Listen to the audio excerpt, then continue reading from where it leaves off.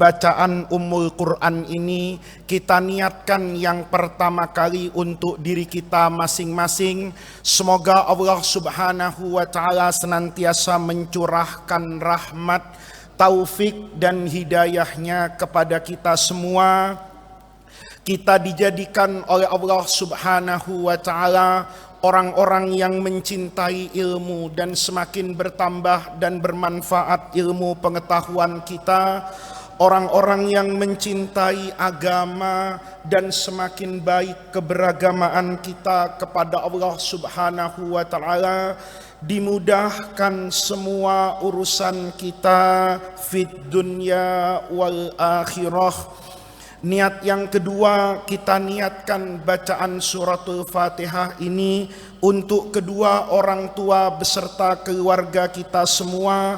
Semoga mereka yang masih hidup diberikan oleh Allah Subhanahu wa Ta'ala kesehatan yang baik, kesembuhan dari segala penyakit, rezeki yang halalan thayyibah, umur yang panjang dalam ketaatan kepada Allah Subhanahu wa Ta'ala, dimudahkan semua urusan mereka fid dunya wal akhirah.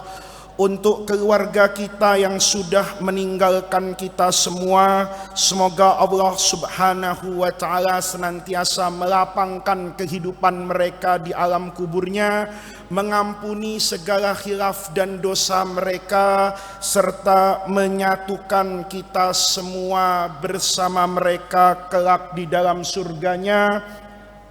Niat yang ketiga, kita niatkan bacaan suratul Fatihah ini untuk semua orang yang telah berjasa dan berbuat baik kepada kita semua.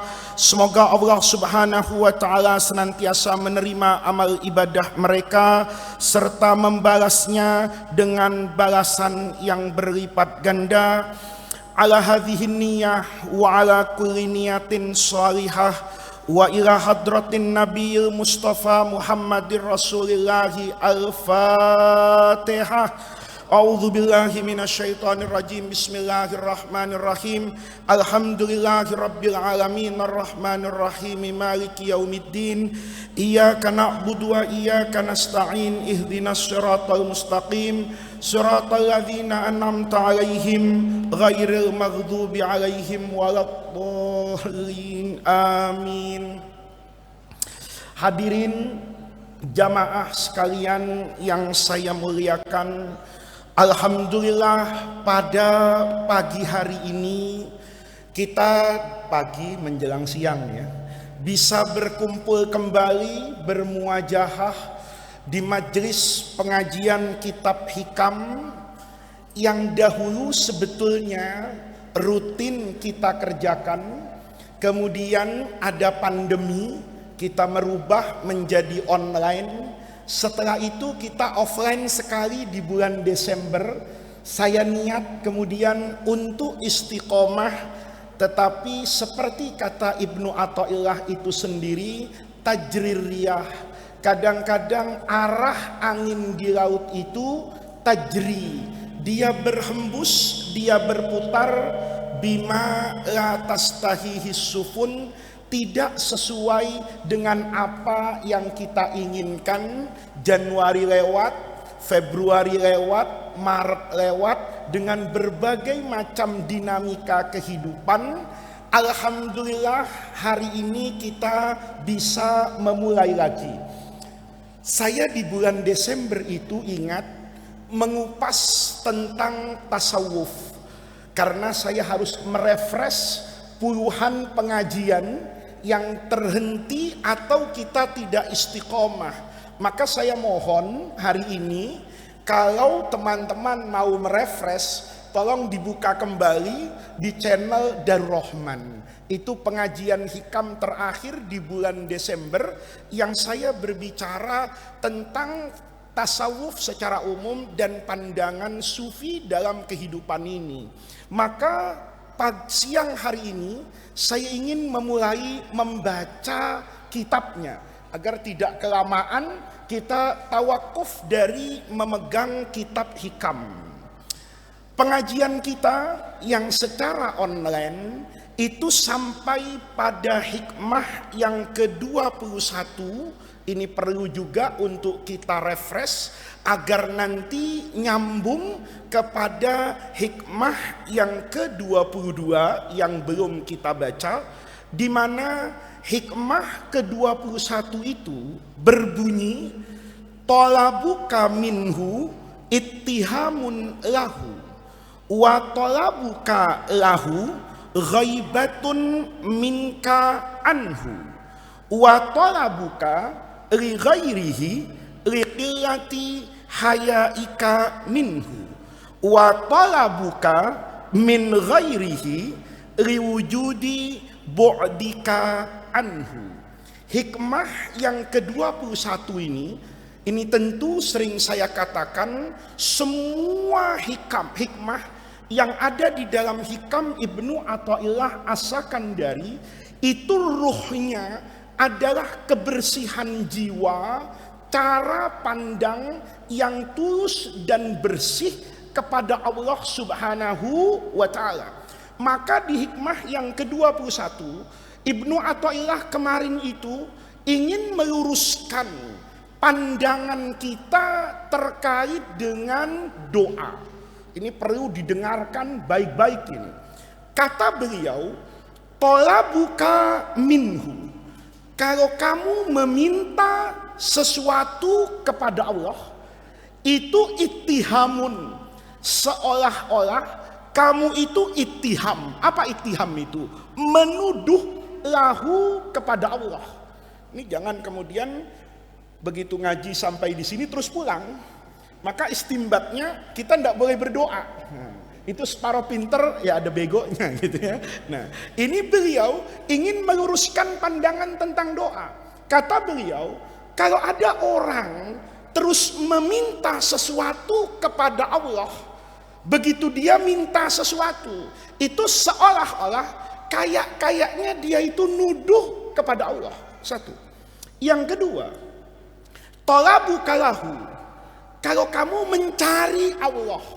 Nih, sering kan orang kadang-kadang berkata secara polos, di mana Allah? Ngelihat ada masjid dibongkar sama orang zolim, lalu ngomong dia, di mana Allah? Nih, keluar dari masjid sendalnya hilang. Ya. Kemudian dia bertanya, di mana Allah? Merasa membela Allah, tapi tidak kemudian sukses. Ngomong dia, itu yang bangun pesantren gedungnya macet, yang bangun diskotik lancar, di mana Allah? Kalau ada orang mempertanyakan seperti itu, berarti ghaibatun minka. Seolah-olah Allah itu ghaib, tidak ada minka dari benakmu. Lihat nih, seakan-akan kita lupa adanya siapa itu? Allah. Yang ketiga, ini satu-satu dulu kita refresh. Wa talabuka, kalau kamu mencari li ghairihi selain Allah, minta kepada selain Allah, itu likilati hayaika, menunjukkan kamu tuh ndak punya apa itu? Malu minhu minallah. Wa talabuka, kalau kamu meminta, kalau tadi mencari selain Allah, kalau sekarang meminta kepada selain Allah, liwujudi bu'dika anhu, berarti kamu itu sedang jauh dari Allah, sampai-sampainya kamu harus meminta kepada manusia. Ini 4 potongan hikmah ini luar biasa teman-teman sekalian. Betapa Ibnu Athaillah ingin meluruskan cara pandang kita terkait dengan doa. Berapa banyak orang yang kalau kemudian berdoa, doanya dijawab sama Allah nih, ya. Allahumma dapat jodoh, dapat beneran, soleh, alim, kaya, anak tunggal, ya sudah yatim piatu lagi, ya mertua ndak intervensi nih nanti sudah. Ini kan calon laki-laki idaman semua yang belum nikah di depan saya ini, ya sudah kaya, soleh, ya kekayaannya tidak terhitung, tahajudnya tidak berbilang. Ya, ini luar biasa ini, ya. Ini udah luar biasa ini. Kemudian dia minta, Allahumma jadi jodoh saya.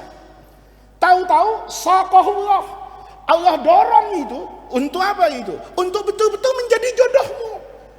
Begitu jodohmu terjadi hari pernikahan, orang tua bilang angkah tuka wazawaj tuka. Begitu sudah nikah, ya agak maju nih yang datang banyak. Begitu orang tuamu tuh yang laki selesai akdun nikah, angkah tuka wazawaj tuka kepada calon suamimu, difoto, selesai viral. Begitu viral, misalnya nih ya saya tidak tahu namanya satu-satu, anggap saja sudah netral, namanya Khadijah saja sudah. Ya, Khadijah ini dapat suami yang kayak gitu tuh. Begitu dapat suami yang kayak gitu itu, maka ditanya sama temennya, namanya Aisyah, Khadijah, kok bisa kamu dapat suami yang kayak gitu? Jawabannya, doa saya terkabul. Doa saya terkabul. Logikanya seolah-olah kamu mengklaim bahwa karunia Allah itu datang kepadamu karena doamu, bukan karena Allah. Sama kan? Orang kalau lagi belajar mati-matian terus ya, belajar rajin. Kayak ini saya agak grogi ini karena alumni Darul Rahman ini hari ini luar biasa. Ini ada mustaghfirin. Ini dulu saya ngajar apa saya dulu? Ngajar mahfudot nusus. Ini setahun lagi ini saya doakan jadi profesor di UIN ini. Ya, nanti salah muridnya ada di sini nih. Ini anak-anak DR yang di UIN ini di Fakultas Dirasat Islamiyah nih angkatan berapa? 18 kan? Ini kalau ndak ngaji hikam, saya tanya ini, Mustaghfirin, kamu kok bisa jadi profesor? Jawabannya singkat nanti. Wah, itu karena usaha saya siang dan malam. Ya, Gus Faiz harus tahu saya jadi profesor ini karena tahajud siang malam, duha pagi sore. Ya, tahajud siang dan malam, sholat duha pagi dan sore. Urusan gimana caranya duha sore-sore, tahajud pagi-pagi, itu urusan fuqaha hari ini lah ya. Seakan-akan dia katakan apa? Itu karena saya. Kan sama toh, kalau kamu minum obat, pusingnya hilang, kemudian saya tanya, kamu kok bisa sembuh? Yang menyembuhkan saya obat, padahal hakikatnya Allah. Maka di sini ya, ini kita diminta untuk bersih hati kita nih sama Allah. Kata Ibnu Athaillah, kamu itu di dunia tugasnya kan banyak. Tugas yang pertama itu innalladzina amanu wa amilu as-shalihat. Tugasmu tuh beriman kemudian beramal soleh. Tugasmu itu ud'uni astajib lakum. Itu tugasmu. Kalau tugasmu sudah dilaksanakan, kemudian kamu sadar bahwa ikhtiar itu nanti akan bertemu dengan apa yang dinamakan takdir, nanti bahasannya di hikmah yang 22, maka kamu akan menjadi apa itu? Tenang. Kalau kamu tahu bahwa Allah itu maha bijaksana, Allah itu maha adil. Kenapa macan dikasih taring? Kenapa ikan dikasih apa ini? Misalnya apa cara untuk bernapas dalam air itu? Insang. Kenapa saya dijadikan ini? Kenapa si fulan dijadikan itu? Kalau kamu meresapi dengan jernih, maka kamu akan tenang itu. Oh iya ya, saya tidak jadi ke sana mungkin karena Allah itu sayang kepada saya. Coba. Saya dulu punya cita-cita jadi pilot, ya. Jadi pilot, saya kepengen jadi pilot, enak terbang di atas semua di bawah, ya kan? Betul loh. Tapi ketika Covid, pilot itu sedih loh. Karena dia nggak bisa terbang online. Tapi saya masih bisa pengajian online. Kadang-kadang saya berpikir juga ya, saya punya teman jadi pilot tuh kadang saya tanya, kamu kalau pergi kemana-mana bawa duit nggak? Ya bawa lah. Saya kalau ngantuk nanti kan minum kopi. Kopinya saya beli di airport ya pakai duit saya. Saya cuma terima gaji. Terus saya berpikir, ya enakan saya ya. Kalau pilot pergi itu bawa uang. Saya kalau pergi itu nggak pernah bawa uang. Tapi pulangnya pasti bawa uang saya. Itu kadang-kadang kalau ngelihat sisi itunya, saya jadi sadar itu. Oh iya ya. Kadang-kadang ada terdetik dalam hati gitu loh. Kenapa enggak jadi menteri? Ya, tapi begitu ketemu menteri, menterinya bisa saya tunjuk-tunjuk. di atas mimbar, saudara, kalau pegang amanat Allah, saya terus mikir, apa kurang enak saya? Fabi ayyi ala'i rabbikuma tukadziban. Menteri ngadep sama saya, tapi saya dalam ceramah tidak wajib ngadep sama menteri. Gitu. Saya ngadep kepada siapa itu? Hadirin. Nah, ketika ngelihat itu, maka saya tahu apa yang terbaik buat saya dan apa yang pantas itu pasti Allah kasih. Maka ketika kita tahu standar itu, hidup tuh jadi tenang. Lihat Nabi Ibrahim. Nabi Ibrahim itu ketika diarak untuk dibakar sama Raja Namrud, itu nggak berdoa kepada Allah. Diarak ini, kan tahu kan sudah ceritanya itu, Nabi Ibrahim itu diarak itu, mau diapakan itu? Dibakar. Sudah diikat itu, mau tinggal dinyalakan api, terbakar Nabi Ibrahim. Kan turun malaikat Jibril. How are you today? Ya nggak baik-baik aja kata Nabi Ibrahim ini kan sebetulnya. Ibrahim, apa kabarmu? Dibakar kata Nabi Ibrahim. Kamu butuh bantuan saya? Tegas Nabi Ibrahim. Amma ilaika fala. Kalau kepadamu saya nggak ada urusan, kepada Jibril. Ya, kita baru ketemu lurah, camat, sibuknya luar biasa. Ketemu menteri, sibuknya luar biasa. Gus, butuh dibantu, banyak Pak Menteri. A, B, C, D sampai Z saya sebutkan. Amma ilaika fala. Kalau kepadamu enggak. Amma ilallah. Adapun kepada Allah enggak minta diselamatkan itu. Tapi fahasbi Allah. Cukup Allah yang jadi hasbi. Begitu Allah yang jadi hasbi, tenang. Enggak apa itu. Enggak minta apa-apa. Ya sudah, saya mau dibakar ya Allah. Cuman lapor begitu. Kenapa? Nabi Ibrahim tuh tahu betul. Saya ini kesini nih ke api itu karena apa? Karena dakwah. Saya ini kesini karena apa? Karena tauhid. Kalau sudah seperti itu, Allah pasti bela. Kalau nggak dibela berarti ceramahmu karena duit. Ya, Fatur jangan niru tuh, ya kan? Terus dia niru ceramah kemana-mana. Saya nggak minta sama Allah, nggak berdoa kepada Allah. Macet motormu. Kenapa motornya macet? Karena boleh jadi niatannya berbeda. Tapi intan surullah yansurkum. Irhamu man fil ardi yarhamkum.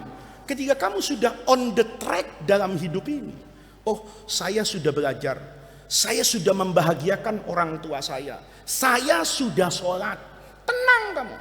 Begitu hidupmu kebelangsak, kamu nggak nuduh orang, nuduh diri sendiri, makanya bersih hatinya. Oh saya sudah begini kok masih begini aja. Jangan-jangan ada yang salah dalam motivasi hidup saya. Kalau gitu enak nggak kira-kira?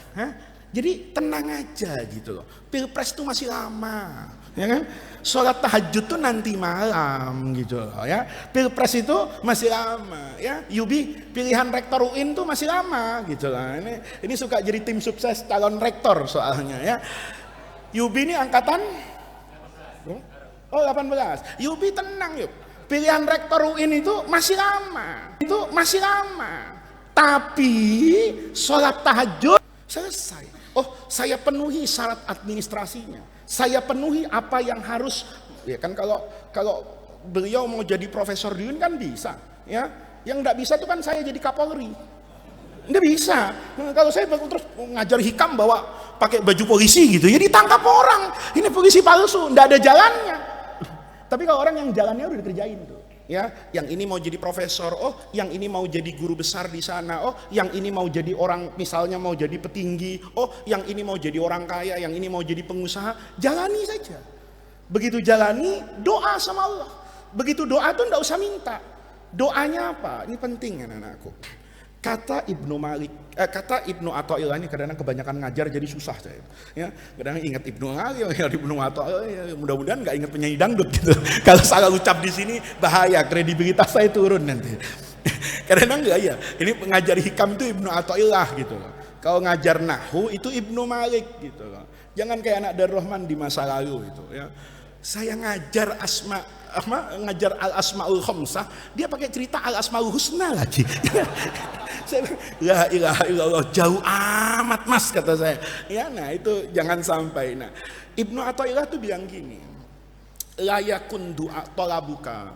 Kalau kamu harus berdoa kepada Allah, jangan pernah doa itu kamu jadikan sebagai tasabbuban, sebagai hukum sebab penyebab ilal atau turunnya karunia minallahi dari Allah.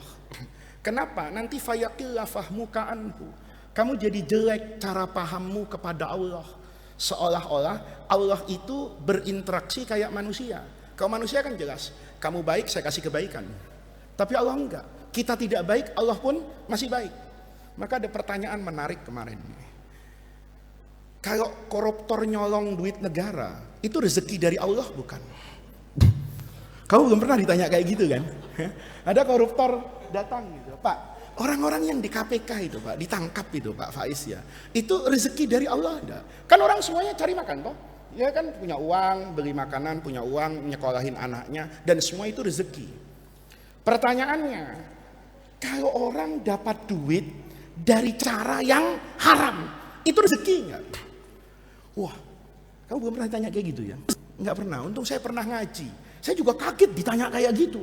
Karena enggak pernah orang bertanya korupsi itu halal apa haram, kan mudah. Korupsi itu tangannya boleh dipotong apa enggak kalau pakai nas Quran misalnya, itu aja. Tapi dia nanya, korupsi itu ya, itu rezeki enggak? Itu gampang-gampang susah itu, ya kan? Gampang-gampang susah, sama kan? Kamu lagi jalan keluar dari Rahman kan, paham kamu saya ke Rahman perempuannya nutup aurat semua. Tahu-tahu entah ada perempuan dari antah berantah buka aurat di sini, pas kamu kelihatan. Begitu kan, astagfirullah. Tapi kan sempat ngelirik, ya. Apalagi yang ramnya kecil itu, ya. Wah itu nggak connect itu. Itu imannya nggak connect itu ya. Kalau ramnya bagus itu, ya. Begitu, astagfirullah, cepet astagfirullah. Kita astagfirullah, barang bagus. Nah, pertanyaannya, itu rezeki enggak? Loh, kamu melihat keindahan ciptaan Allah kan? Kenapa ragu-ragu kamu bilang? Hah? Yang nyiptakan mereka ini siapa? Allah kok. Kamu ngelihat mereka buka aurat tuh seizin Allah enggak? Panjang kalau diceritain. Pelan. Saya tanya, saya jawab pakai itu. Karena saya bermazhab Ahlus Sunnah wal Jamaah. Itu jelas jawabannya. Allah itu Maha Rahman, Maha Rahim.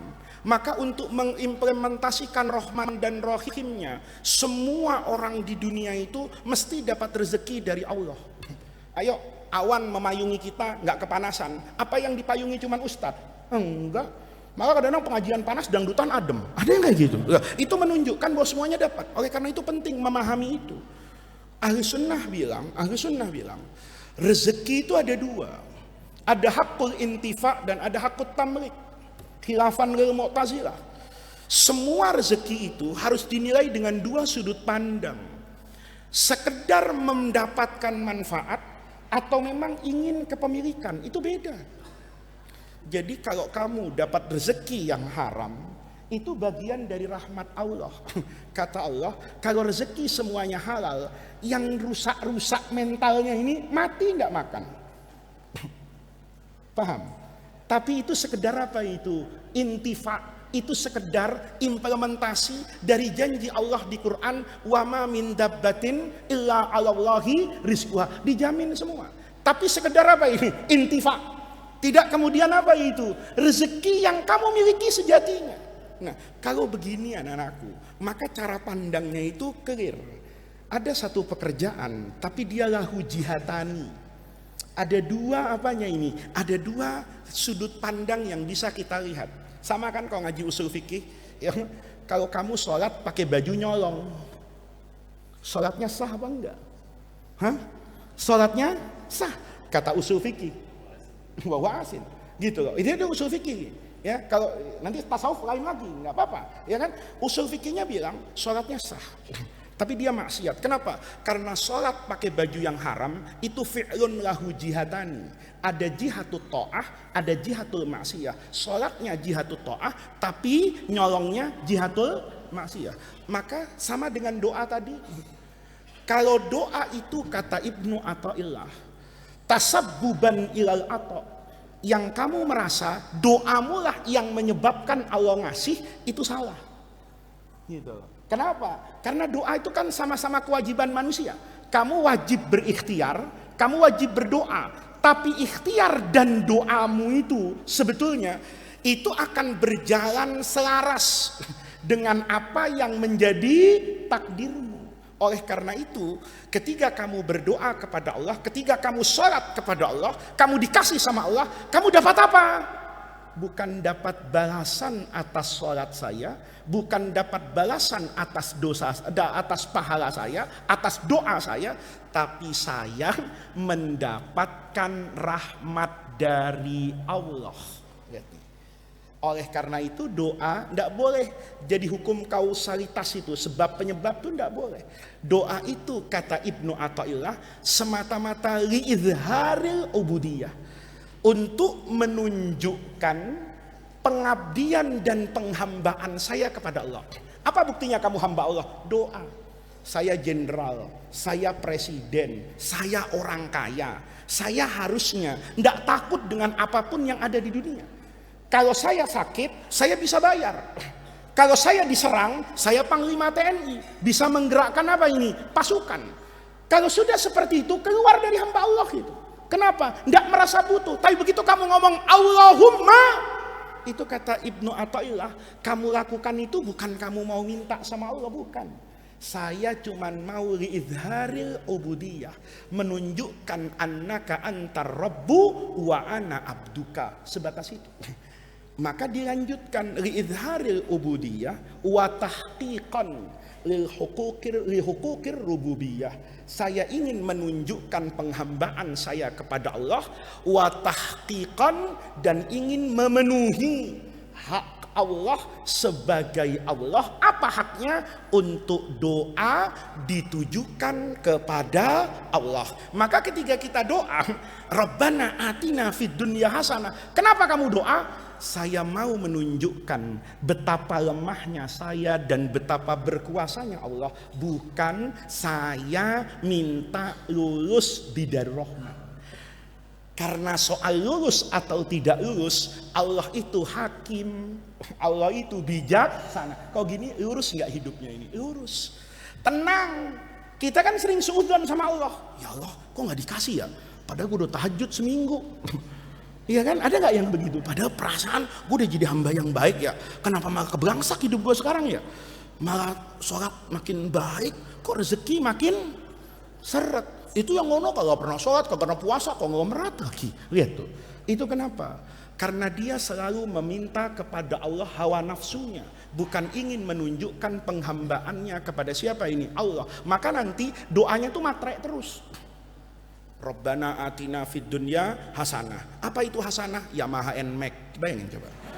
Itu kan tafsir keren itu. Di Jalalain nggak ada, di mana nggak ada itu. Ya, wa minan nasi may yaqulu rabbana atina fid dunya hasanah. Ya, warada fi tafsiri qaulihi ta'ala hasanatun fid dunya bimakna NMAX. Nggak ada. Ya, bimakna apartemen, bimakna ini nggak ada. Tapi kita dalam doa kan kita yang menafsirkan.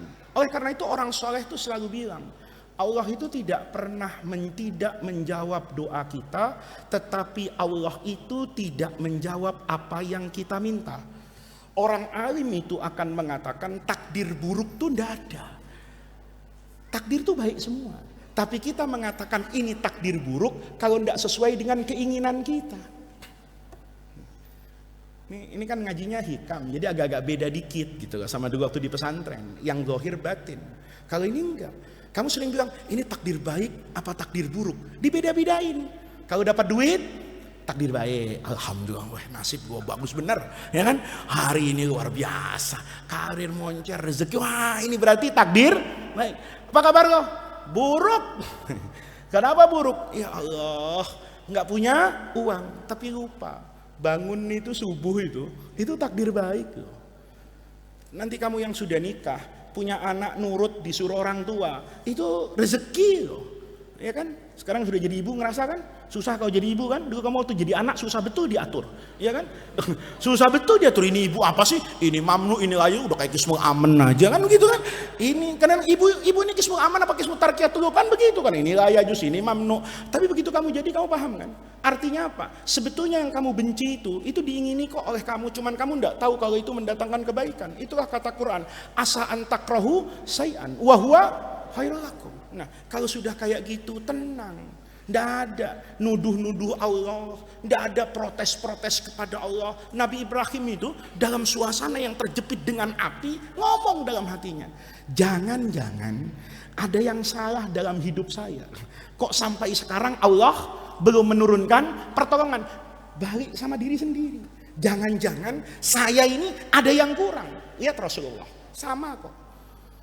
Rasulullah hijrah itu, kalau dicari benang zohirnya, itu sama dengan Nabi Ibrahim. Nabi Muhammad hijrah itu kan pakai kemanusiaan, tidak pakai intervensi Jibril. Beda dengan Isra Mi'raj. Isra Mi'raj itu Nabi tidak pakai persiapan. Tahu-tahu Jibril datang bawa buruk. Kaget Rasulullah, ini apa, mau kemana? Ini kita mau rihlah, bukan Wali Songo gitu. Ya aina Jibril, bukan ke Cirebon. Ya aina ilal Masjidil Aqsa. Nabi Allah, ke Masjidil Haram aja susah saya sholat, mesti di Mekah kan? Gimana lagi al Masjidil paling jauh, berat ini. Bukan cuma itu kata Jibril, nanti naik ke Sidratil Muntaha, nggak pakai persiapan itu. Jibril langsung bawa buruk, beres itu. Logikanya kan. Apa sulitnya buruk dibawa lagi sama Jibril? Waktu Nabi mau apa itu? Hijrah Muharram, kan bisa. Muhammad, kata malaikat Jibril, kamu suruh hijrah sekarang. Buruk mana Jibril? Kok nggak dibawa? Mogok. Ya enggak lah. Emang buruk ada di bengkel? Enggak, burukmu itu, ya kan? Buruknya Nabi itu selalu siap siaga, tinggal dipanggil sama Jibril, kun fayakun berangkat lagi, tapi nggak kepake kan? Coba lihat Nabi Muhammad itu, ketika firman ujungnya itu la tahzan innallaha ma'ana, ketika hadisnya ngomong ma dzannuka bitsnaini salisuhuma Allah, itu jelas Nabi Muhammad sudah ngerjakan semua yang harus dikerjakan. Proses, lihat nih, prosesnya panjang loh. Memang Nabi itu hijrah langsung semua berangkat ke Madinah? Enggak, paling tidak 3 tahun kan. Nabi begitu sering mimpi uritu daro hijratikum, maka Nabi kok ngeliat ada perasaan, karena mimpi Nabi ini ru'yal anbiya itu shodiqoh. Kalau ru'yamu tuh PHP. Kamu kalau mimpi jangan mimpi ini semalam ada orang ngasih saya 10 juta, kerja besok pagi ya. Kenapa? Itu kamu mimpi 10 juta karena terjerat pinjol, ya kan? Kepengen cepet lunas, akhirnya bayangannya duit. Jangan sama Nabi. Kalau Nabi mimpi itu, maka ada feeling kan, ini hidayah, petunjuk dari Allah. Kayaknya mau pindah. Maka kata Nabi, pindahnya kemana? Loh, harus jelas. Nabi kan yu'ridu nafsahu, nggak nanya sama Allah. Jibril tanya sama Allah itu, arti mimpi itu apa? Enggak. Tapi punya feeling, kalau saya harus pindah, maka saya bukan cuma harus tahu tanahnya, tapi orangnya siapa, pendukung saya ini. Maka Nabi yu'ridu nafsahu indal aqabah. Mudah-mudahan bisa haji semua kita nanti ya. Jamaah pengajian hikam melaksanakan haji bersama. Ntar kalau saya jadi Raja Saudi. Gimana caranya ya, bisa tuh tilmul kaman tasya. Gitu, haji semua, penutupan pengajian hikam nanti di Arafah. Masya Allah. Wukuf di Arafah ngaji hikam. Aqabah. Di Aqabah Nabi bilang kan, saya ini rasulun min indillah, apa ada di antara kalian yang mau percaya, yang mau menjadi umat saya? Maka Nabi melakukan itu, kan tidak banyak yang percaya, hanya As'ad bin Zurarah itu kan, 6 orang dari suku Khazraj itu tertarik. Kenapa? Ini penting nih, karena mereka rajin piknik, banyak teman. Siapa temannya? Yahudi. Tuh. Jadi berteman dengan orang Yahudi itu ada manfaatnya buat As'ad bin Zurarah. Yahudi sering cerita, Nabi akhir zaman tuh begini, apa? Kalau sekarang tuh spesifikasinya lah, ya, tandanya, mukanya, orangnya, gini. As'ad bin Zurarah ketemu sama Nabi, wah ini. Dia bilang sama teman yang berlima, jangan sampai Yahudi duluan bertemu dengan Nabi akhir zaman. Tuh, makanya yang jadi ustadz itu tampangnya tuh lurus gitu loh.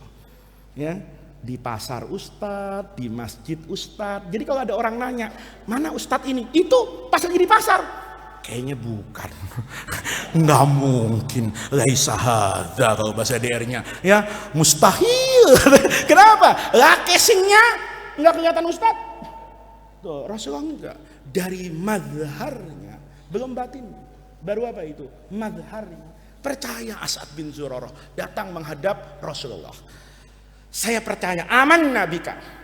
Kata Nabi, dari mana? Dari Yasrib. Apa langsung hijrah? Enggak. Nabi itu pakai usaha ikhtiar. Kata Nabi, penduduk Madinah berapa? Banyak. Ini yang mau ikut baru berapa ini? 6. Kalau 6 orang nggak lolos presidensial threshold untuk nyalonin presiden, iya kan? Ini jumlah suaranya masih apa ini? Masih sedikit. Kata Nabi, ya sudah, kamu pulang dulu ya. Sampaikan kepada masyarakat Madinah apa yang saya sampaikan kepada kamu. Nanti kalau mereka nerima, kamu datang ke sini ya, lapor. Hebat itu. Pulang ini kan berenam. Itu sama Nabi nggak di WhatsAppin. Gimana? Enggak. Nabi diam aja. Kiai sekarang kan kadang-kadang kalau di ini undangan tuh panitianya di WhatsApp. Jadi nggak undang gua? Kan gitu. Kamu lama betul nggak ngaji ke saya? Nggak usah. Mau ngaji ya ngaji. Nggak ngaji juga urusan dia. Ini sama Nabi. Itu nggak dicari-cari As'ad bin Zurarah itu. Karena cuma 6 kata Nabi. Nah, begitu tahun depannya sabar banget loh Rasulullah itu. Tahun depannya ini baru datang lagi nih. Yang Bai'ah Aqabah ini, yang masih belum sempurna ini, datang ber-12. Sekarang bawa suku Aus 3 orang. Gitu loh. Kata As'ad bin Zurarah, ya Rasulullah, 12 sekarang, lumayan nambah murid nih. Coba PMB, ya, panitia murid baru. Setahun tuh 6 jadi 12. Masya Allah. Kalau saya pensiun jadi kiai, ya, setahun yang daftar cuman 12 orang. Begitu datang 12 orang, Nabi ngelihat, kamu siapa? Kami penduduk A, begini-begini, cerita dia. Sekarang kami mau baiat ya Rasulullah, mau ikut Nabi, masuk Islam. Kata Nabi, boleh. Dikirim nih ustadz satu nih, ya. Makanya di Darul Rahman itu ada ustadz pengabdian. Itu niru Rasulullah dalilnya. Jadi kalau nggak mau ngabdi, itu melawan tradisi Rasulullah itu. Ya. Karena Mus'ab bin Umair itu ngabdi. Kata orang Madinah, Rasul, saya ini kan harus ngerti agama. Oh iya kata Nabi, saya kirim nanti guru baru nih pengabdian. Tapi dipilih yang benar nih, Mus'ab bin Umair. Siapa Mus'ab bin Umair? Orang yang udah selesai dengan dirinya. Ya, Mus'ab itu kayanya luar biasa. Pakai minyak wangi merek ketinggalan. Orangnya udah nggak ada, baunya masih ada. Kalau kita kan nggak, minyaknya masih ada, udah nggak ada baunya. Kenapa? Ya, beli di condet 10.000. Nah, kalau ini saking mahalnya minyak, orangnya sudah tidak ada, baunya masih ada. Deterjen bekas nyuci bajunya Mus'ab itu jadi rebutan orang. Kenapa? Baju bekas dicucinya itu, bekas cuciannya dipakai nyuci baju saya, itu bersih dan wangi. Itu kayanya Mus'ab. Begitu masuk Islam, dirampas semua, dicabut fasilitasnya. Pulang dari Habasyah cuman pakai anduk, bayangin. Orang yang biasa belanja itu di Grand Indonesia. Mus'ab bin Umair itu enggak tahu kalau ada pasar namanya Tanah Abang. Enggak level. Ya. Enggak tahu kalau ada yang namanya Tamrin City itu di mana, enggak tahu Mus'ab bin Umair. Mus'ab itu taunya Grand Indonesia, Pondok Indah Mall, Singapura, itu taunya Mus'ab. Pulang dari Habasyah cuman pakai anduk. Nyeker, Rasulullah tuh nangis. Kata Nabi, betapa miskinnya engkau. Kata Mus'ab, enggak Rasul, kaya saya katanya. Kata sepupunya, kaya apaan lu sekarang? Kaya, masih punya kuping. Ayo, bener kan Mus'ab? Ayo kamu saya kasih uang 1 miliar tapi kupingnya saya ambil. Nggak berani, biar ganteng kayak apapun nggak ada kupingnya. Kayak layangan singit geraknya. Bener enggak? Bener enggak? Kamu ganteng seganteng-gantengnya, tapi jangan punya telinga. Ayo kamu seganteng-gantengnya nih, punya skincare, punya macam-macam, tapi nggak punya bibir. Mau kamu taruh di mana itu make up? Hah? Mau dipakai nulis di papan tulis? Kan gitu lah. Bayangin tuh. Berarti bibir itu mahal. Masih ingat kan Mutalaah kelas 5 itu? Ketika ada anak dipuji sama raja, ya kan? Ini cincinnya bagus. Kata anak, jari yang di dalamnya ada cincin itu lebih bagus dari cincinnya. Benar kalau saya pikir-pikir. Kamu punya cincin nggak punya jari, taruh di hidung, lucu. Lucu beneran, walaupun cincin mahal, tapi taruh di hidung, nggak bisa, nggak bisa. Itu artinya Mus'ab itu luar biasa. Kata Nabi, subhanallah. Begitu Mus'ab, iya, saya tuh udah kenyang sama duit. Hari ini saya kenyang dengan beriman kepada Rasulullah. Saya udah cari bahagia di mana-mana. Hotel bintang 5 sudah, bintang 9 sudah, ya kan? Ya bintang 7 jamu udah saya makan, semuanya kata Rasulullah. Tapi saya itu enggak pernah sebahagia menjadi pengikutmu ya Rasulullah. Dipilih ini ustadz yang kayak gitu. Kenapa? Dakwahnya sukses. Kenapa? Udah enggak ingat sama dunia. Tapi kalau Ustadz masih tahu bedanya Silver Queen sama gula Jawa, repot. Masih apa ini? Masih punya sahwat. Mus'ab berangkat, itu kan ikhtiar Nabi. Dicari sahabat yang paling kokoh, paling sahabat, paling bagus, paling jujur. Mus'ab lah yang terpilih, masih muda lagi. Ya, kalau Sayyidina Abu Bakar apa enggak baik, tapi dibutuhkan oleh Rasulullah di mana itu? Di Mekah. Berangkat Mus'ab. Sukses ini. Tahun depan bawa orang sana 73 itu. Bawa. Kata Mus'ab, ya Rasulullah 73. Masya Allah, kata Nabi, sukses. Gimana Mus'ab? Wasiap. Walladzina tabawwa'ud dara wal iman. Saya ngelihat Rasulullah, Al-Ansor di Madinah itu bukan cuma buka pintu rumahnya, bahkan membuka pintu hatinya. Itu luar biasa itu. Kata Nabi gimana? Masya Allah, saya di sana nggak pernah kesusahan, malah kekenyangan. Mau duhur itu, Masya Allah, yang nawarin saya makan itu semua rumah. Kenapa? Karena mereka bukan memandang saya ya Rasulullah, tapi memandang engkau. Engkau yang ditunggu-tunggu ya Rasulullah. Mereka itu membuka pintu hatinya sebelum membuka pintu rumahnya. Kalau kita kan cuma membuka pintu apa? Pintu basa-basi. Kamu hati-hati itu kalau ada orang cuma basa-basi, kamu serius gitu. Keluar dari kampus habis kuliah, temannya basa-basi. Yuk makan bareng, padahal basa-basi. Ayo. Sudah ayo nambah lagi. Masya Allah. Itu orang begitu ngelihat kamu makan, ya Allah, gua iseng doang, lu serius banget. Mana minta jus air kelapa, bangkrut saya ini kan gitu. Kamu lihat itu. Ansor tuh nggak ada basa-basinya. Ambil kata Naka, ini penting nih ya. Ya kalau mau jadi kiai, mau jadi muki apa guru yang sukses, muridnya itu cinta sama kamu enggak? Kalau muridnya udah cinta kayak gini, enak kamu ngajar. Kamu toh, kalau kamu ketemu guru yang enak, itu ngaji 2 jam, 3 jam, ayo terus. Tapi lihat dosen yang Masya Allah ya kan, ngelihatnya nih, saya bukan nyindir Ghafir, enggak ya, siapapun yang nyindir, ngelihat dosen kamu enggak seneng kan sebelum masuk, ya Allah prof udah tua masih rajin aja ngajar ya kan. Kenapa prof nggak bekam dulu kayak refleksi dulu kayak kan, lihat itu. Kenapa? Karena kamu nggak suka. Tapi kalau orang suka kan enak. Nah, maka Rasulullah itu harus tahu, kata Nabi, saya ini mau bawa agama tuh enggak semuanya enak. Banyak yang pahit, orangnya lihat tuh, ikhtiar Nabi. Begitu 73 beres, suruh hijrah orang. Kamu tahu kan hijrahnya Nabi itu? Pakai apa? Pakai segala-galanya. Enggak ada. Bilang sama Jibril, gimana gua hijrah nih sekarang? Enggak ada. Nabi itu enggak pakai Jibril. Pakai apa itu? Intuisi manusianya untuk menjadi ibrah dan pelajaran buat kita semua.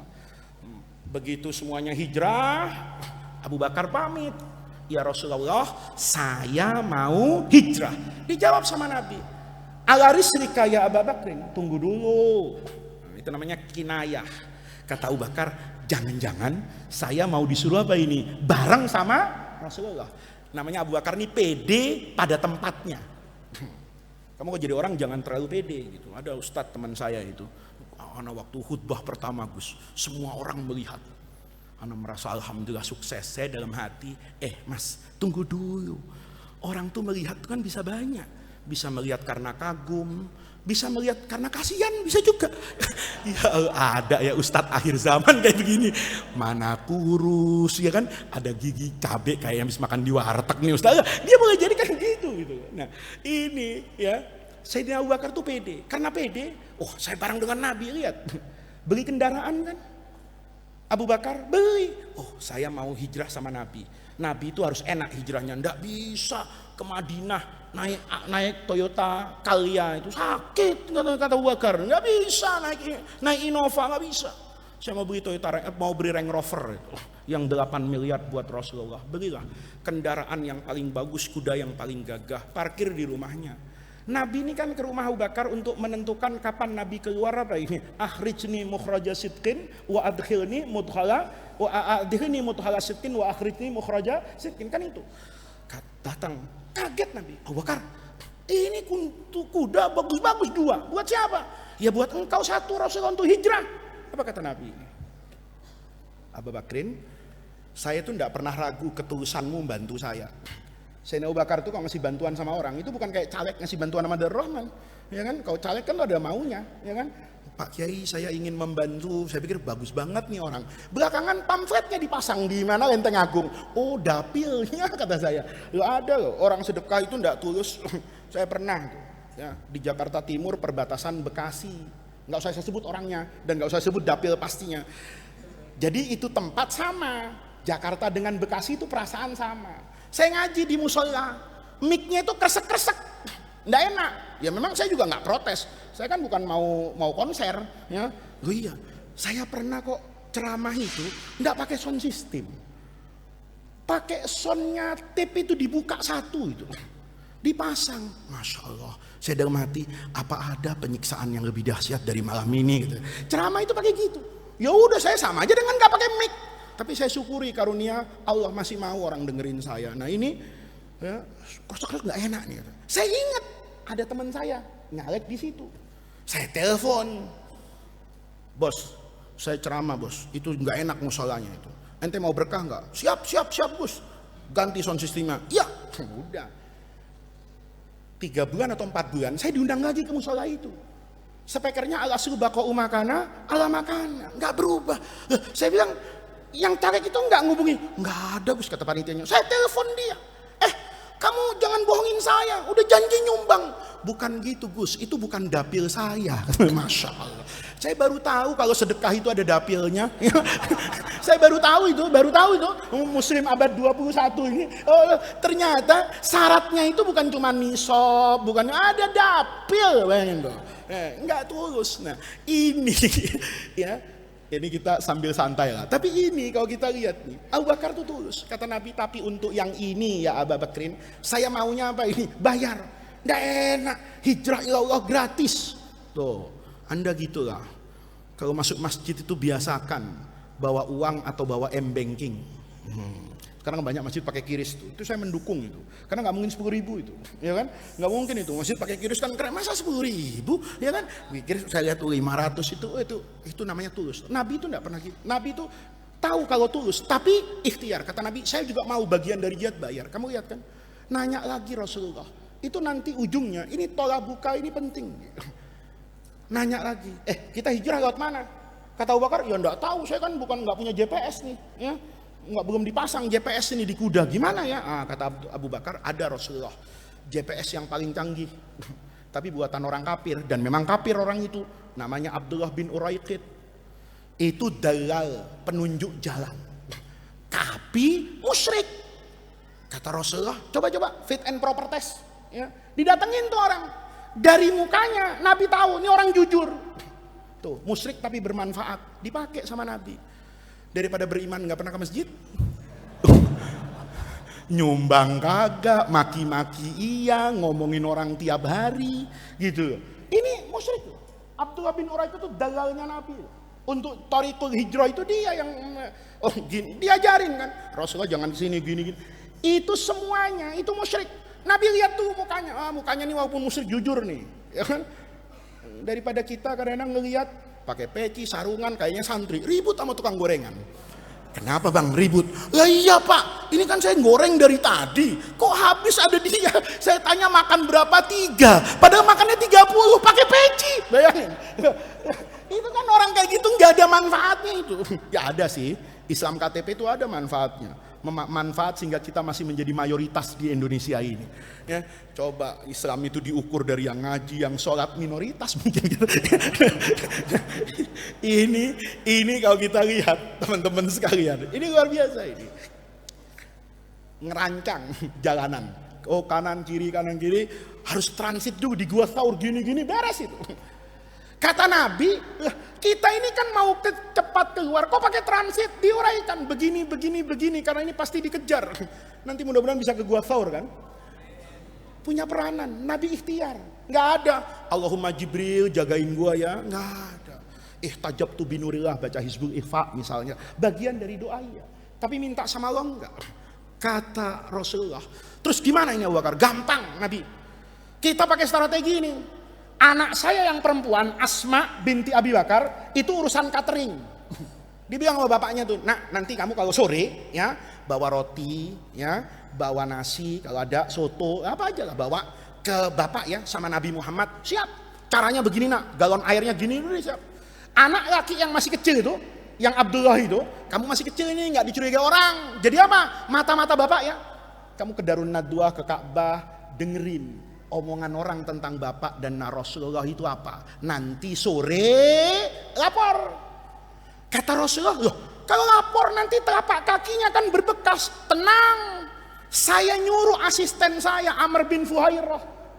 Kalau sore dia bawa kambing di bawah Gua Thawr, di dekat Gua Thawr. Nanti janjian.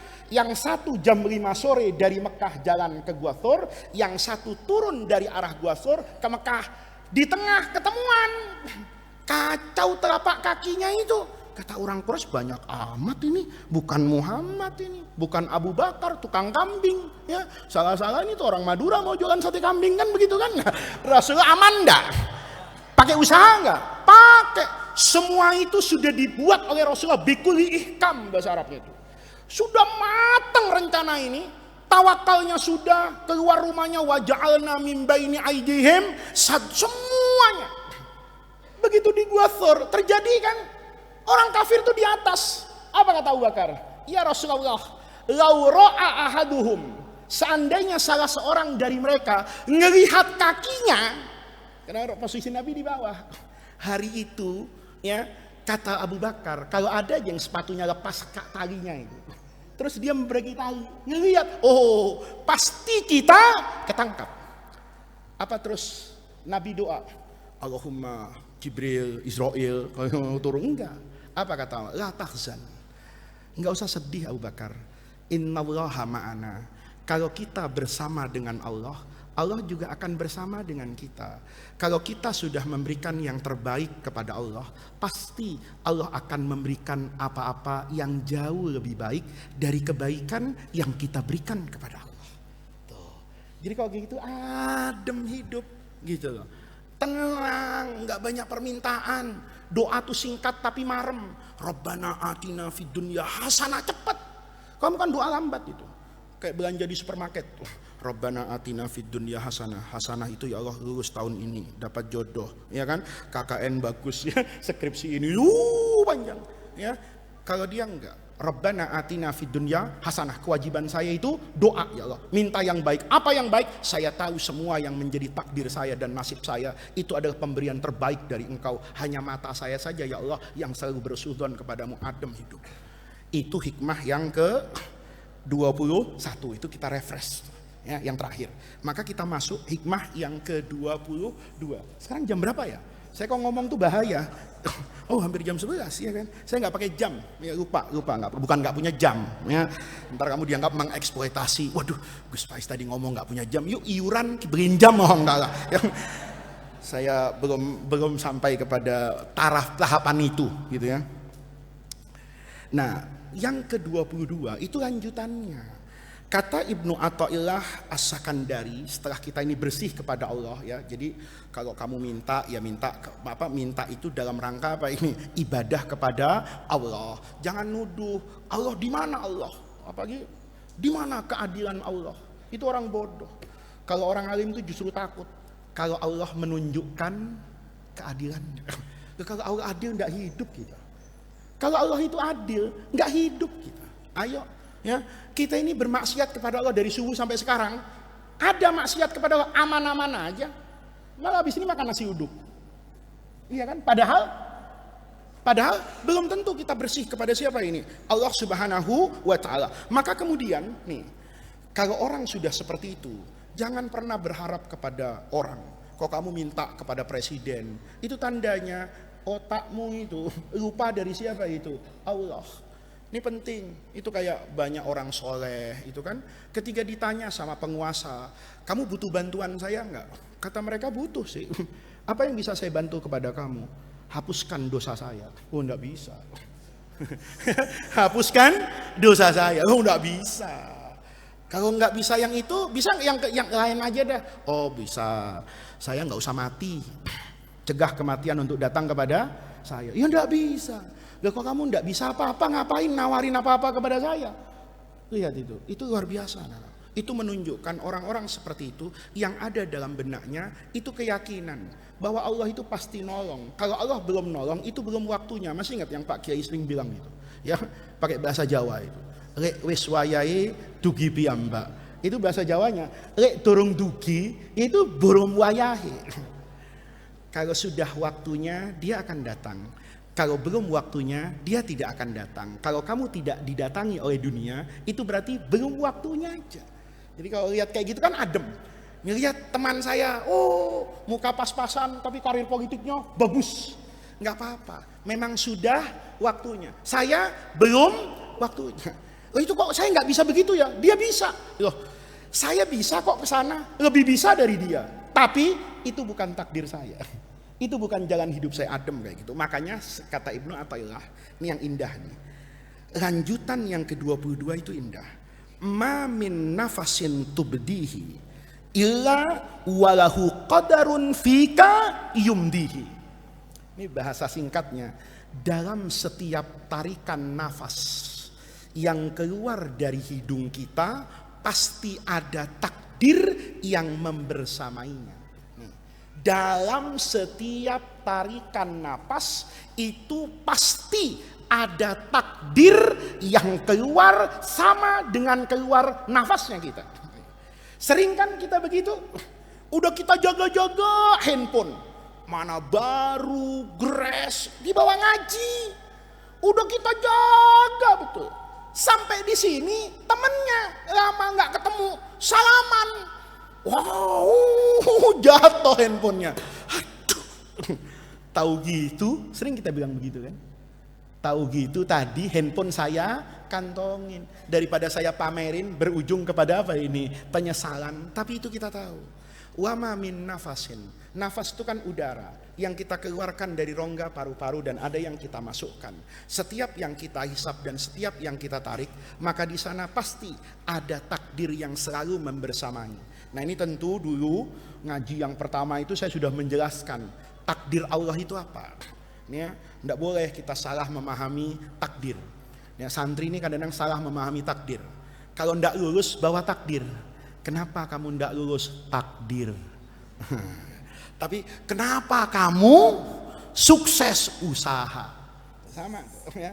Ini orang tuh kadang-kadang kalau sudah yang kayak gitu tuh ngambil yang enak-enak. Kayak orang laki itu. Fatur, kenapa istrimu 4? Alhamdulillah Ustaz, sudah sesuai sunnah. Oh, cakep banget kan? Cakep gak jawaban kayak gitu? Cakep kan? Kenapa kamu diam? Hah? Kalau suamimu punya istri 4 kan bagus tuh, sesuai dengan apa itu? Jalan hidup Nabi. Kenapa? Kamu Pak Haji bagus banget nih, istrinya udah 4. Alhamdulillah Pak Ustaz, sudah sesuai sunnah.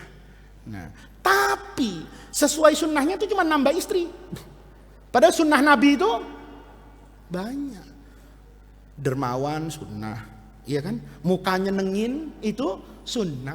Hafal Quran sunnah. Berbahasa Arab sunnah. Tapi diambil yang enak-enak aja, ya kan? Nambah bini sunnah. Tapi pelitnya luar biasa, ya kan? Itu namanya ngambil yang enak-enak. Takdir itu sebetulnya itu kan bukan Allah maksakan kepada kamu. Ya, kalau kita baca teologi Ahlus Sunnah yang clear itu tentang takdir, itu hebat loh. Takdir itu nggak ada urusan dengan paksa memaksa. Takdir itu sedang membuka tabir apa yang menjadi pengetahuan Allah. Nggak ada urusan itu dengan kanan dengan kiri. Logikanya gampang kok. Kamu dalam hidup ini pasti merasa kok ada pekerjaan yang di luar kuasa kamu, tapi ada pekerjaan yang ada dalam kuasa kamu. Nih, apa yang ada tidak dalam kuasa kamu? Kamu lagi jalan nih di tebing, tahu-tahu kepleset, maka refleks. Tangannya ngambil apa ini? Ngambil dahan pohon. Begitu? Lihat. Ngambil begitu pakai perencanaan enggak? Kalau direncanakan mati. Ya kan? Di tepi jalan, pegang apa enggak ya? Pegang yang mana? Ya mati. Kenapa mati? Keburu jatuh. Kita tahu kan? Kamu misalnya main bola, misalnya main volley, misalnya main pingpong, kamu dicemes. Yakin betul ke matamu. Refleks pasti bergerak begini. Kenapa bergerak itu? Bola. Direncanakan? Enggak. Tapi ada pekerjaan yang kamu rencanakan kan? Malam hari bajunya disetrika. Kenapa? Besok pagi saya mau pergi. Perginya jam berapa? Jam 8. Bekernya dikasih tahu. Jam 7.30 bunyi. Itu perencanaan. Ada dalam hidup ini sesuatu yang direncanakan oleh manusia. Ada dalam hidup ini sesuatu yang keluar dari perencanaan manusia. Maka dulu saya punya doa. Doa itu dikasih sama guru saya, bagus banget. Pakai bahasa Arab ngarang-ngarang. Ya Allah, berilah hambamu kekuatan untuk merubah apa-apa yang memang bisa aku rubah. Dan berilah aku kekuatan untuk menerima dan ridho atas apa-apa yang memang aku tidak bisa rubah. Itu indah banget. Ditambahin sama saya hari ini, dan berilah ya Allah kebijakan buatku agar aku bisa membedakan mana yang bisa aku rubah dan mana yang tidak bisa aku rubah. Enak gak kalau gitu tuh? Adem. Saya gak bisa merubah. Kamu gak bisa merubah dari siapa kamu lahir. Kalau bisa kan enak. Ya Allah, bapak saya presiden kek, ya kan? Kan enak bisa cawe-cawe anaknya, ya kan? Ya ini enak. Enak kalau bapak saya presiden, ya paling enggak kan ya beda-beda tipis lah sama Kaisang, ya kan? Padahal kalau sama-sama pakai jas gini nih, pakai peci, terus kasih skincare ya, amplas gitu menurut saya, terus foto yang cakep, kayaknya saya market friendly lah untuk nyalon di Depok, ya kan? Bener kan? Tapi takdir itu beda. Saya nggak bisa memilih dari rahim siapa saya lahir. Saya juga tidak bisa memilih ketika lahir itu saya kayak apa, nggak bisa milih, nggak bisa. Casingnya udah dicetak masing-masing, ya kan? Ada turunan Nabi Yusuf, ada turunan Nabi Yakub, ada turunan Nabi Muhammad, ada turunan Gajah Mada, sama. Sudah terima aja. Yang sana Zulaiha, yang sini Ken Dedes, ya nggak apa-apa gitu ya. Nah, itu sudah menjadi apa ini? Takdir. Ya, saya lihat Umar, ini Habib, turunan Nabi, ya sudah. Nggak bisa saya, Allahumma jadikan saya Habib, terus hidungnya saya tarik-tarik, ini nggak bisa. Nggak bisa. Terus saya ngaku, saya ini turunan Nabi, kamu mana percaya? Bagaimana mungkin Nabi ini hidung-hidung pecel gitu loh. Kalau Umar ini kan masih ada hidungnya nasi mandinya itu, ya kan? Bener kan kata saya? Nggak usah mempersoalkan nasab, tapi dari luarnya saja kelihatan gitu loh. Artinya apa? Itu takdir, itu nasib. Nggak usah orang itu ribut sama itu. Berhusnudzon itu paling bagus kan. Ini ada nasab habaib diributkan sekarang. Itu kan orang kurang kerjaan. Yang meributkan nasab Ba'alawi itu nyambung apa tidak sama Nabi, cari aja di Google. Itu sudah puluhan tahun, sudah afa alaihi zaman. Sekarang kita tinggal ikut guru kan. Miftah, kamu sekolah di Mesir kan? Gimana itu Syekhul Azhar, gimana Syekh Ali Jum'ah misalnya, pandangannya terhadap nasab Ba'alawi, hormat. Kalau orang alim kayak gitu hormat, selesai ini ada mustaghfirin. Ya.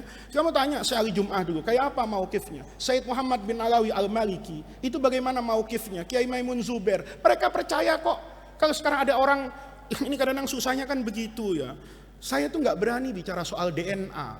Kenapa? Karena saya modalnya Fatul Mu'in. Kalau saya dokter, pernah belajar fisika, biologi, ya, itu ngomong DNA itu bagus lah. Ya, kalau saya tuh tahu diri, saya ditanya orang, Gus, gimana DNA Nabi itu, keturunan Nabi itu dicek kayak apa? Saya no comment lah. Kenapa? Itu saya punya pengetahuan tapi bukan punya ilmu. Kalau nahwu, saya punya ilmu dan punya pengetahuan. Kalau fikih, saya punya ilmu dan punya pengetahuan. Tapi kalau kedokteran, saya cuma punya pengetahuan, bukan punya ilmu. Bisa aja nyomot. Apa susahnya? Tinggal masukkan Al-Mukarram Google. Ma huwa DNA lughatan wastilahan. Keluar. Tapi paham? Belum tentu paham. Ya kayak tanda baca itu. Apa semua orang akan sama? Jakarta 30 km. Orang yang ngerti, oh masih 30 kilo. Orang yang nggak ngerti, Jakarta 30 km. Dia nggak tahu apa 30. Jakarta 3, alhamdulillah sudah sampai Jakarta. Sederhana. Maka takdir itu ya sudah, terima aja. Ya, kalau saya Gus Faiz nasabnya nyambung kepada Nabi. Kalau saya itu rendah hati gitu. Ya, kalau saya berdiri sama Umar nih. Umar suruh duduk samping saya. Kalau dia ngaku turunan Nabi, kamu percaya lah? Casingnya ada lah. Kalau saya ngaku turunan Nabi, ya Allah, ini orang kan begitu. Walaupun saya ya lumayan ganteng lah, diantara ustadz-ustadz yang itu kan gantengan saya. Iya, rambut masih ada misalnya, ya kan? Ya muka masih lumayan lah, dikasih jas dikit gini. Kalau jalan jauh kan ketuker saja. Itu ya, begitulah. Ya, artinya apa? Itu ada bagian dari itu, nggak usah lah sudah. Ya, setiap tarikan nafas itu ada takdir yang membersamai. Dan yang perlu diingat, takdir itu kan dibangun dari keseluruhan al-asma'ul husna. Al-asma'ul husna itu diantaranya menjelaskan Allah itu bikulli syai'in alim. Allah itu maha tahu. Maha taunya sampai gimana? Wa ma tasputu min waraqi. Pohon itu daunnya jatuh satu-satu, itu dicatat detail sama Allah. Allah maha tahu. Ya, tahu itu, masya Allah. Ada kutu berapa di rambutmu, itu Allah tahu. Ya, yang ini gatal, yang ini enggak. Oh ini nanti tuh apa? Ya Allah tahu. Kalau Allah ditanya kecoa di darah Rahman berapa, itu hitungannya jelas. Perencanaannya jelas. Itu Allah. Kamu bilang apa bisa begitu? Kamu lihat manusia bisa begitu kok. Lihat itu pilot kalau mau terbang, lama betul baca bukunya. Kenapa? Dia detail. Kau terbang dari Jakarta misalnya ke Amsterdam 13 jam. Ini arah anginnya, ini perakiraan cuacanya. Nanti di atas India perubahan anginnya seperti ini, seperti ini, seperti ini. Itu hampir 90% mungkin apa itu? Benar, detail. Sehingga dia tahu, oh gini. Jangan kayak kita yang nggak tahu terus mau-maunya. Ini pesawat delay dulu ya karena ada ini. Kok nggak lewat kanan saja ya? Ini nggak bisa. Kan langit itu luas. Ya luas karena kamu nggak pernah terbang.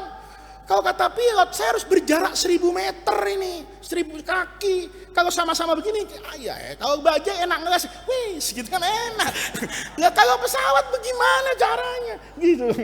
Artinya apa? Dia harus diberi petunjuk yang apa gitu, detail betul. Nanti arah angin begini, angin buritannya berapa, detail betul. Nanti ini dapat dia pedomannya itu, lengkap betul.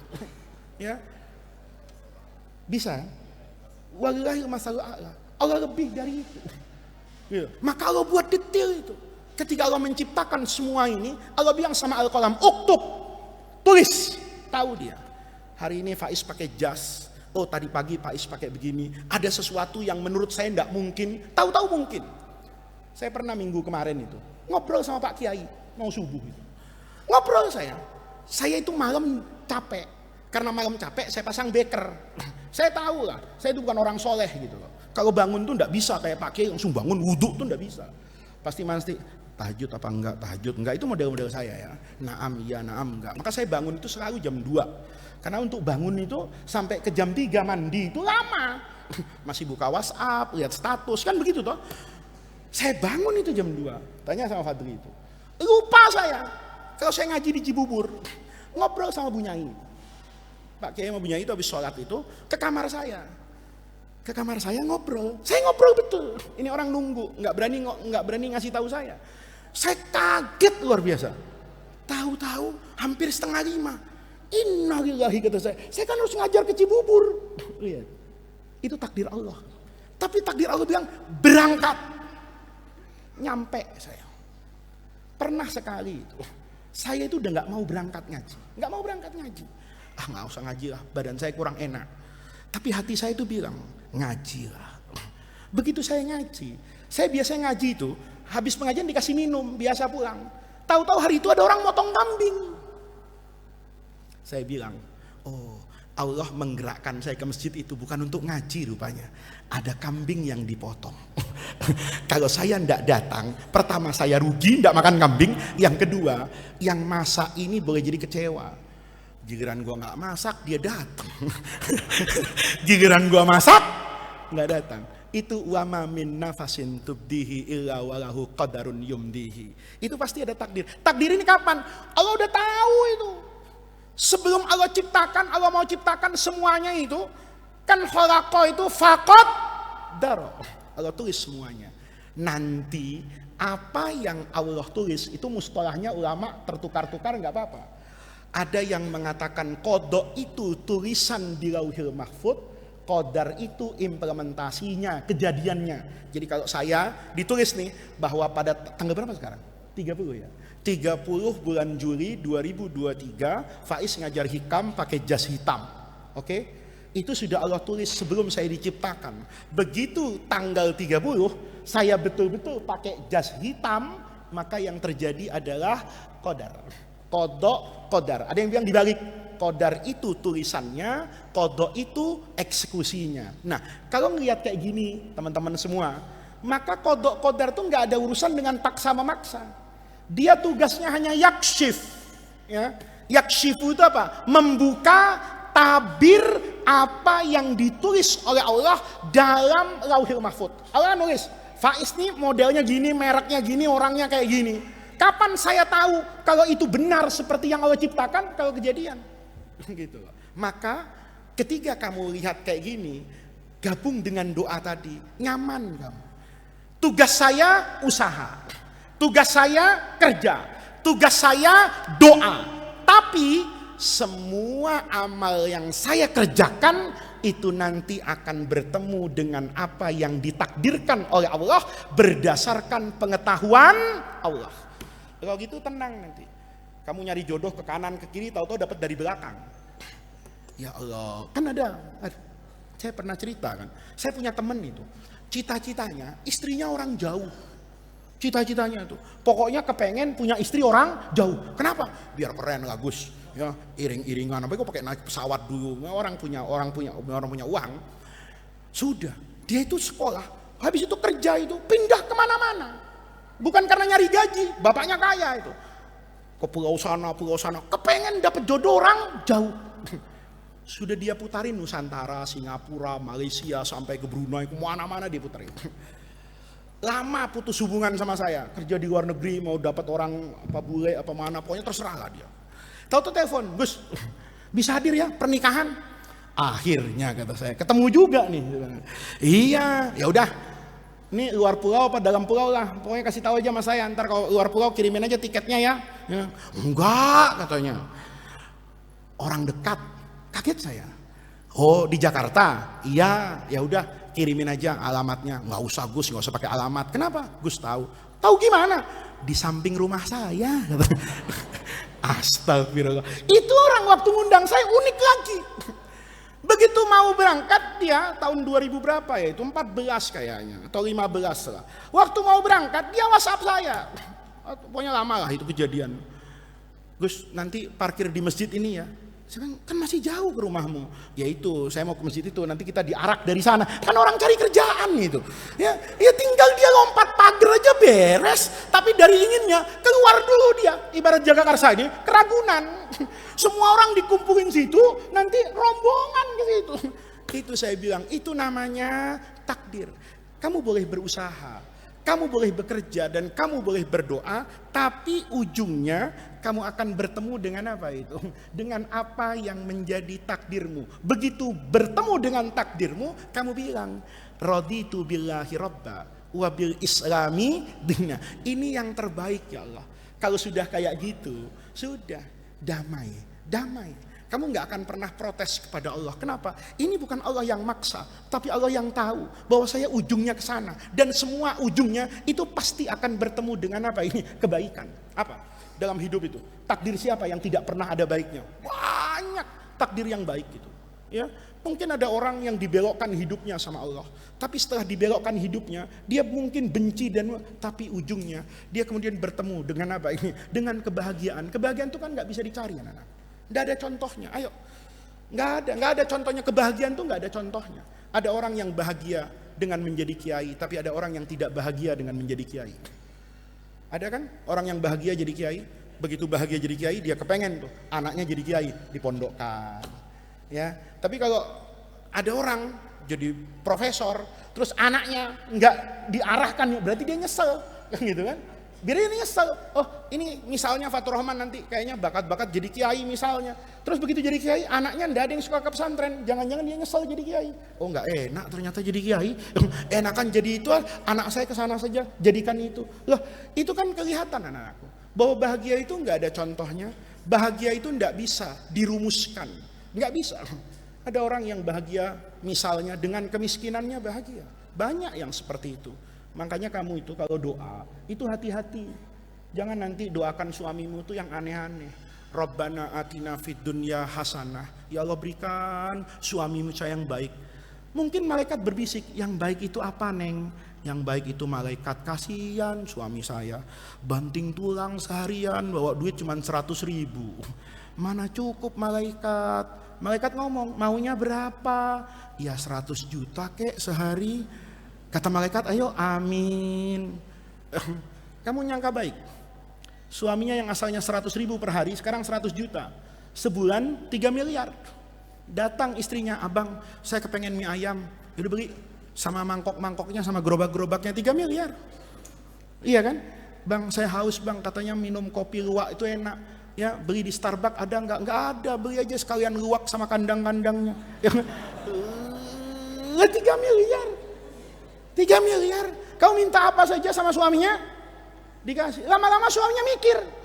Ini kemarin istri saya banyak permintaan, tapi duitnya nggak ada. Sekarang duit sudah saya kasih, nggak habis-habis. Rupanya saya ini kurang istri rupanya, ya kan? Karena lah ya bisa nggak pikiran kayak gitu? Hah? Bisa nggak? Nih lihat nih, ketawa semua kan nih. Nih ini suami akhir zaman begitu. Oh ya, saya cerita begini aneh ini, ketawa semua ini. Kenapa ketawa semua? Memang cita-citanya. Ini nih setia jujur nih, karena nggak punya duit. Kalau punya duit nih, Masya Allah, miliaran semua di kantongnya, saya yakin yang pertama kali ada dalam otaknya nih kawin lagi. Ya, saya bukan suudzon, itu ainul yakin saya. Ya, oke. Kalau sudah kejadian gitu, doanya diterusin enggak? Ya Allah, tahu gitu, mendingan dulu miskin tapi nggak nyakitin hati. Nggak ada yang pernah tahu. Nggak ada yang pernah tahu bahagia itu di mana. Dicari-cari sama Walid bin Mughirah itu. Lihat Quran itu, kalau baca Quran, anaknya banyak, kaya semua. Nggak bahagia Walid bin Mughirah itu. Tapi Nabi Yusuf itu menemukan kebahagiaannya di mana? Di dalam penjara. Bahagia Nabi Yusuf itu di dalam. Coba lihat Nabi Yusuf. Pernah protes nggak? Nggak ada itu. Lahir ganteng sendiri, ya, gara-gara ganteng dihasut oleh siapa itu? Saudara-saudaranya, dibuang ke sumur, difitnah mati, nggak ada itu. Ada di surah Yusuf bilang, ya Allah tolong saya, ana mazlum, nggak ada. Tenang aja dia. Begitu di sumur ada orang diambil, ikut ke Mesir, tenang aja. Dijual jadi budak, nggak ngomong dia. Saya ini bukan budak, saya ini turun Nabi kualat, 7 turunan jual gua, nggak ada. Dijual di pasar itu diem aja Nabi Yusuf tuh. Enggak. Karena Nabi Yusuf tahu, saya ini sudah mengerjakan apa yang menjadi kewajiban saya. Maka tidak ada yang lebih yang bisa saya kerjakan kecuali apa ini? Meyakini hasbiyallah wa ni'mal wakil. Kejadian kan, dibeli sama petinggi Mesir. Ya kan, dirawat anak kecil nih sama Zulaiha. Lama-lama ganteng. Kata Zulaiha, ini dari kecil kelihatan ganteng. Saya angkat jadi anak. Hilaf dia. Begitu besar, tidak dilihat lagi sebagai apa ini? Anak. Digoda. Pasrah Nabi Yusuf itu. Ya kan? Pasrah bukan artinya pasrah mau gitu. Enggak ada protes. Ya Allah, ini enggak masuk ke kamar digoda sama Zulaiha. Ghaddul basar. Ya, Ghaddul basar. Zulaiha enggak pernah, Zulaiha tutup aurat. Enggak. Dia ngambil dari sisinya dia sendiri. Qul lil mu'minin yaghuddu min absarihim. Saya tidak bisa memaksa Zulaiha untuk tidak menggoda saya, tapi saya bisa memaksa mata saya untuk menutup dari pandangan yang tidak diridhoi oleh Allah. Begitu tenang aja. Begitu sampai apa ini? Pada titik dia diuji itu. Lihat ya, jawabannya itu indah banget itu. Ya kan? Kata Zulaiha, "Hai talak, aku untukmu." Itu kan pasrah banget itu. Ya, mau direbus kayak dimutilasi udah pasrah betul Zulaiha. Nabi Yusuf punya alasan, kalau mau punya alasan kok. Ya gue kan nggak mau, tapi gimana? Gue bawahan, dipaksa sama atasan. Itu bukan dipaksa, gue juga mau, doyan lagi kan begitu kan? Nggak, Nabi Yusuf kalau mau cari alasan tuh bisa nggak? Ya, makanya Quran tuh indah usulnya. Warawadathu allati huwa fi baitiha. Bukan Zulaiha. Kalau Quran mau warawadathu Zulaiha bisa. Tapi Quran itu mau ngasih ajaran sama kita. Nabi Yusuf tuh orang soleh. Kalau mau cari alasan bisa. Warawadathu, dan menggoda Yusuf. Siapa yang menggoda? Allati huwa, yang Yusuf fi baitiha numpang. Orang numpang punya kuasa nggak? Nggak punya. Namanya numpang. Kata Nabi Yusuf, kan gue numpang di rumahnya, ya gue harus ikut dong. Kalau enggak gue diusir. Ada alasan. Tapi itu tidak dilakukan sama siapa itu? Nabi Yusuf. Nah itu penting tuh. Dia kemudian begitu sampai pada godaan yang luar biasa, yakin Allah membersamai. Nah makanya pengajian ini, pembukaan ini, kita harus mulailah membersihkan hati kita itu kepada siapa ini? Allah. Minta itu minta yang tulus. Ya, ini ada orang sering bertanya sama saya itu sekarang ini. Ya, saya sering bilang gini sekarang itu. Pilpres itu masih lama, tapi tahajud tuh nanti malam. Doakan bangsa ini untuk menjadi baldatun thayyibatun wa rabbun ghafur. Kewajiban saya hari ini adalah mendoakan dalam sujud panjang saya. Ya Allah, jadikan negeri ini negeri yang Engkau ridhoi, diisi oleh pemimpin yang taat kepada Allah, diisi oleh rakyat yang tunduk kepada Allah, diisi oleh rakyat yang hormat dan menyayangi pemimpin, dan diisi oleh pemimpin yang sayang dan mengayomi kepada rakyatnya. Ya Allah, berikan kami pemimpin yang mengerti makna adil, mengerti makna rahmah, mengerti makna kesejahteraan, yang tahu dosa, yang tahu malu. Itu namanya doa. Tapi kalau sudah disebut, lain lagi. Dan orang itu ya Allah Ganjar Pranowo radhiyallahu anhu. Nah, itu lain. Dan orang itu ya Allah Amirul Mukminin Prabowo Subianto, itu lain. Dan orang itu ya Allah Khalifatullah alal ardi Anies Baswedan, itu lain. Itu lain, itu lain. Gitu loh. Kalau itu ada unsur tadi itu. Ya Allah, saya kan orang yang adil, mestinya kasih dong pemimpin. Memang Allah nggak tahu? Loh gitu loh. Maka ini namanya ta'addub ma'allah. Lepas dari kepentingan. Lepas. Apalagi kayak kamu tuh kan masih jadi menteri agama masih jauh kan. Menteri sosial juga kayaknya malah berhak mustahik bansos malah ya kan. misalnya gitu loh.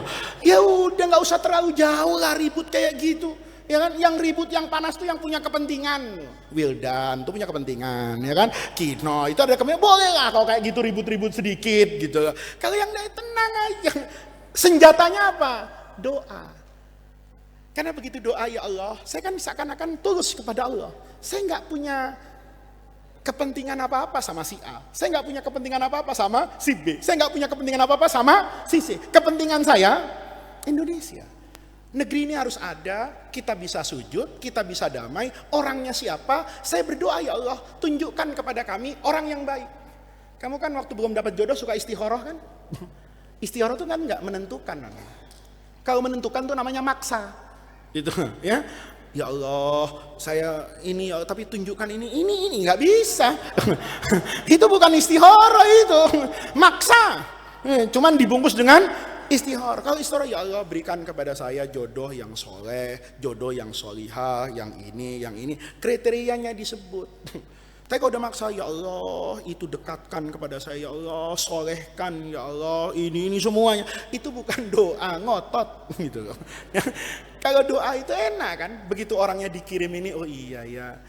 Alhamdulillah suami saya tidak setampan Nabi Yusuf. Dan itu menenteramkan jiwa saya. Coba kamu punya suami kayak Nabi Yusuf, bisa tidur nggak? Hah? Bisa tidur nggak? Nggak bisa. Kalau Nabi Yusuf tuh keluar di Mesir, itu dikeroyok perempuan. Kawini saya yang cantik, yang nggak cantik, udah cicipin gua. Ikhlas saya serahkan diriku. Coba kamu punya suami yang digilai perempuan kayak gitu, bisa tidur nggak? Ketika kamu nanti punya suami yang casingnya tidak sesuai dengan Samsung S23 gitu ya, nggak sesuai dengan apa iPhone Pro Max, iPhone 14 yang Pro Max itu, nggak apa-apa lah ya Allah, agak-agak Oppo nggak apa-apa, nggak apa-apa ya Allah. Ya, artinya nggak dapat yang kayak gitu, tapi tenang gitu loh. Kamu nggak curiga suamimu pergi kemana? Oh enggak, kenapa? Bang saya aja mau karena kasihan.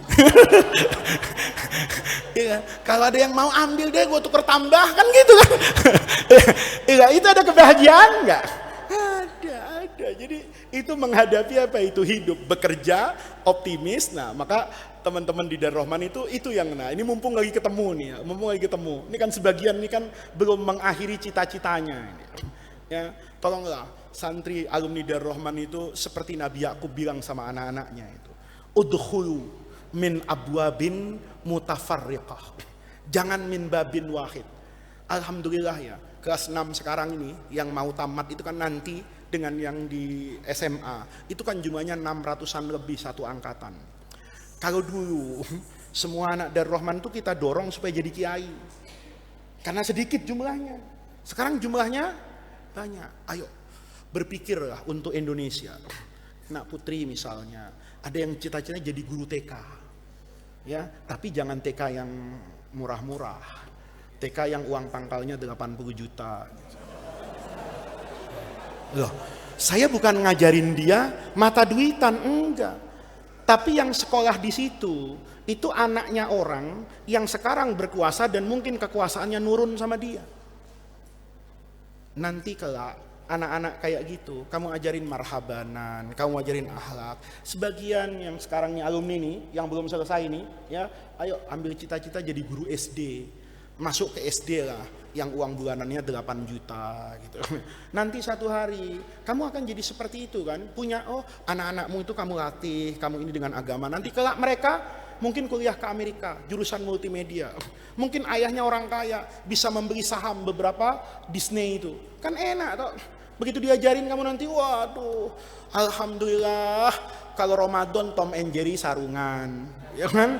Terus Barbie jilbaban, ya kan? Itu dakwah yang efektif enggak?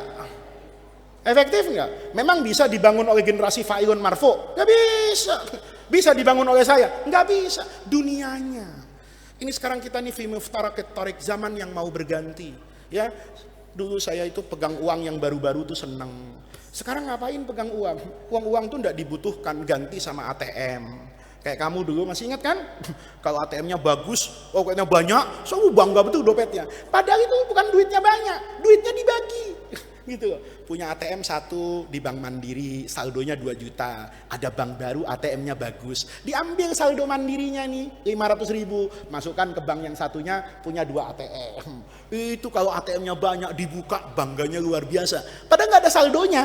Gitu. Tapi orang bangga punya ATM. Semua orang transaksi pakai apa itu? ATM. Apa-apa? Gesek, gesek, gesek. Hebat. Sekarang ada yang gesek-gesek? Nggak ada. Sekarang pakai apa ini? Handphone. Uangnya nggak berwujud. Nanti juga kamu harus lihat itu, ya. Uangnya nggak berwujud. Jangan-jangan nanti ada ustadz yang tidak berwujud, kan? Iya, artificial intelligence itu. Nanti yang ngajar hikam tuh bukan saya mungkin. Pakai AI di sini. Mungkin lebih alim dari saya itu. Kenapa? Bacaannya, ya gudangnya otaknya itu luar biasa. Kamu bisa bayangin tuh. Kalau nanti sampai ke sana. Lalu pengetahuan Islam yang dipakai oleh artificial intelligence itu siapa? Dia mungkin berbasis apa yang ada di sini. Kalau yang ada di sini lebih banyak wahabinya, kan sunnahnya kalah.